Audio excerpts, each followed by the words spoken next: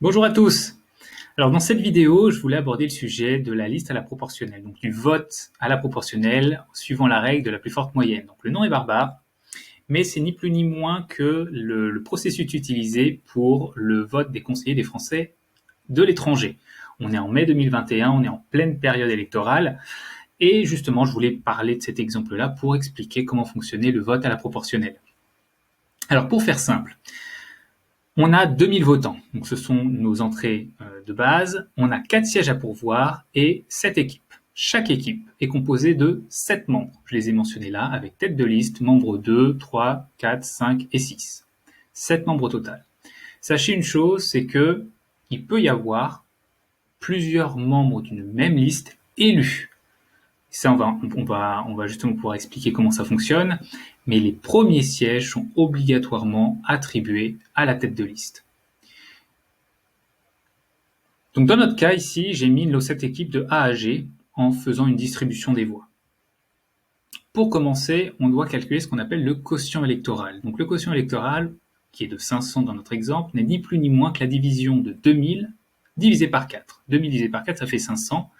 Et ça signifie quoi? Ça signifie qu'il vous faut 500 voix pour obtenir un siège. Donc là, dans ce cas-là, la tête de liste aura obligatoirement son siège. J'ai distribué ici ainsi, donc le quotient, donc 500 voix, divisé par 500, on obtient notre quotient. 500 divisé par 500, ça fait 1. 350 divisé par 500, ça fait 0,7. Et on distribue le calcul pour chaque équipe. Vous aurez compris que une personne, c'est très bien, 0,7 personnes, ça n'existe pas. Donc ce que l'on va garder, c'est ce qu'on appelle le quotient entier. Donc c'est pour ça que j'ai mis 1 pour l'équipe A, mais j'ai mis 0 pour tout le reste des autres équipes. Oh là, on avait 4 sièges, il y en a un qui est attribué à la tête de liste de l'équipe A, mais maintenant il nous faut attribuer les 3 autres sièges, et c'est là qu'intervient la règle de la plus forte moyenne.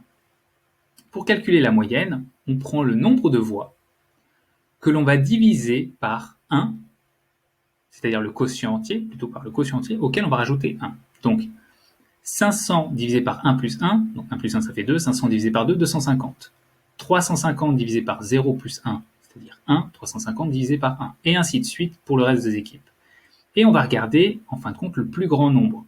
Donc, ce qui nous intéresse, vu qu'on a 3 sièges à pourvoir, quels vont être les 3 plus grands nombres de notre moyenne restante.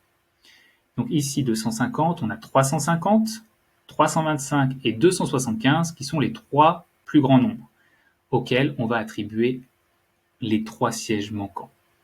J'espère que cette vidéo aura été beaucoup plus explicite sur comment se déroule le vote à la proportionnelle en utilisant la règle de la plus forte moyenne. N'hésitez pas à mettre vos commentaires si vous avez des questions et je vous souhaite une très bonne fin de journée.